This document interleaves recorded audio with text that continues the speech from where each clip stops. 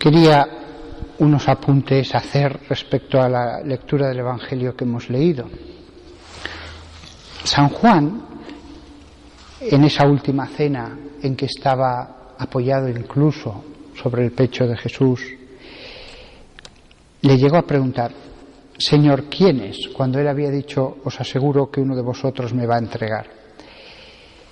Jesús le podía haber dicho: ¿para qué quieres saberlo? Eres un curioso, ya te enterarás cuando eso suceda. ¿Para qué quieres saberlo? Si yo hubiera querido decíroslo, ya lo hubiera dicho. Pero Jesús, ¿qué hace? Jesús le contestó brevemente: aquel a quien yo le dé este trozo de pan untado, ese es.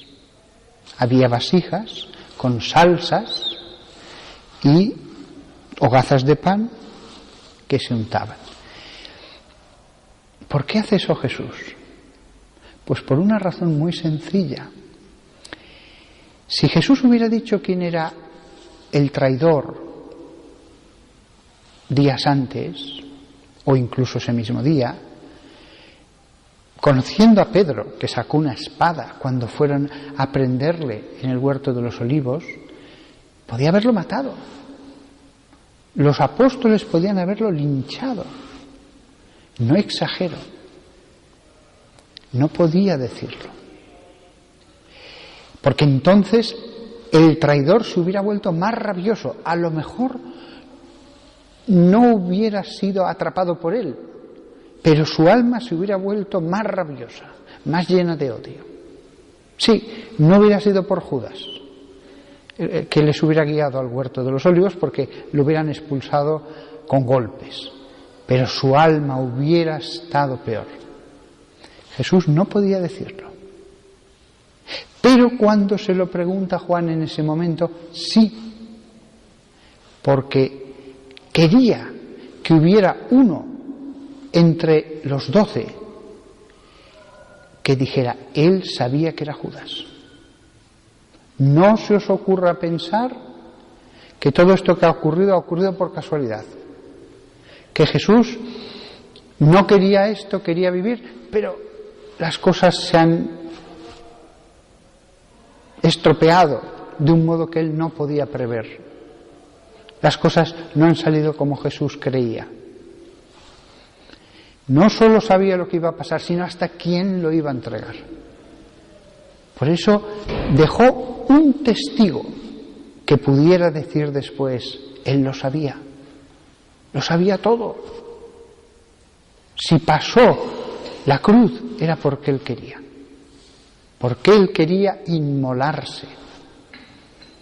Él no quería que hubiera traidores, pero sí que él quiso inmolarse.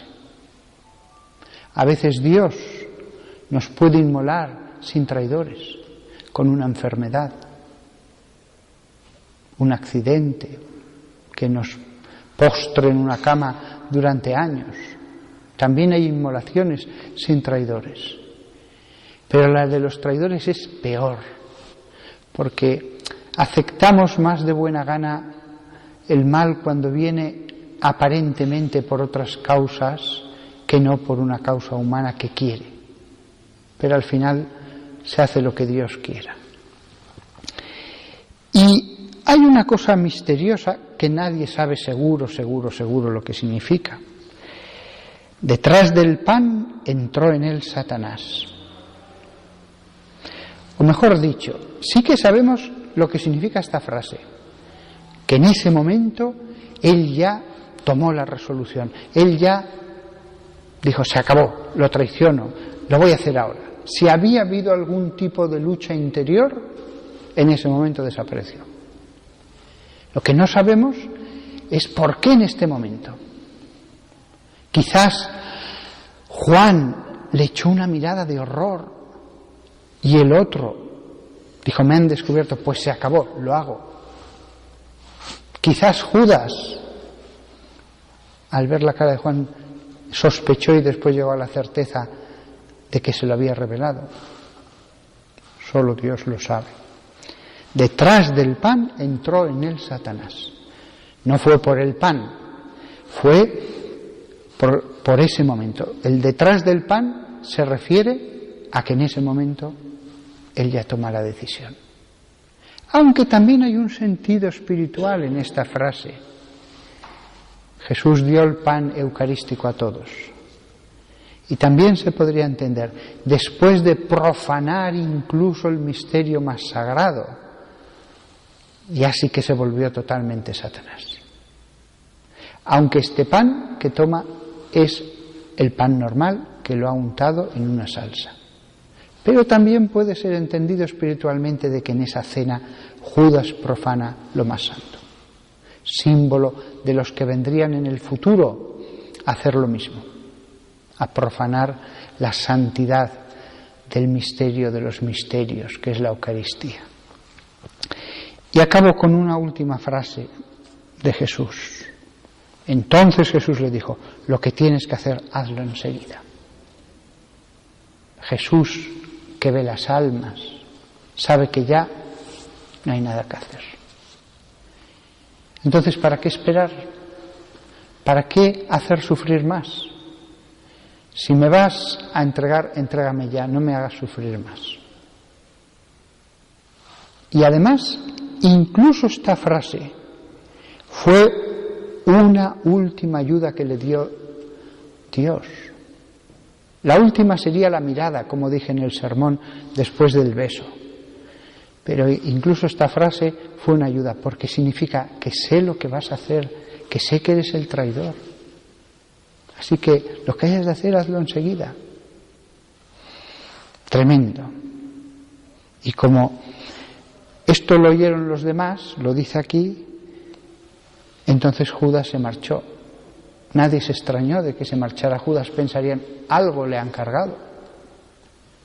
Es decir, si Judas, buscando excusas, subterfugios, hubiera abandonado a Jesús en ese momento o poco después, hubiera habido riñas. ¿Pero por qué te marchas? Ahora no es momento de marcharte, no nos dejes, tal. ¿Pero qué vas a hacer? No quería más riñas. No quería que se enfadaran. Si él tiene que traicionarme, que me traiciona, pero vosotros no riñáis. Lo que tienes que hacer, hazlo enseguida. Hazlo enseguida. Qué tremenda frase, y es una ayuda. Cuando vosotros estéis tentados de hacer algo que Dios no quiere, cuando estéis tentados de ofender a Dios, lo que sea, podéis, después que habéis luchado y vais a ceder, podéis imaginaros a Jesús diciéndoos eso. Lo que tengas que hacer, hazlo enseguida. Y es una frase que nos recuerda que todos nosotros podemos ser pequeños Judas. Y ante esa frase diciendo, no, Señor, yo no me marcho, yo me quedo aquí, aferrado a ti. Si te he ofendido ya por el mero hecho de dudar si hacía eso, ahora te pido perdón y no me marcho. Nada más. Nosotros hoy también vamos a tomar el pan untado, pero no untado en una salsa, no un pan normal, sino el misterio eucarístico untado en la sacrosanta sangre de Cristo. La misma escena de la última cena va a ocurrir hoy aquí. Jesús, a través de su sacerdote, Jesús os va a dar ese pan. Y podréis experimentar, no que Satanás entre detrás del pan, como le ocurrió a Judas, sino que entre el Hijo y el Espíritu Santo, para que os santifique.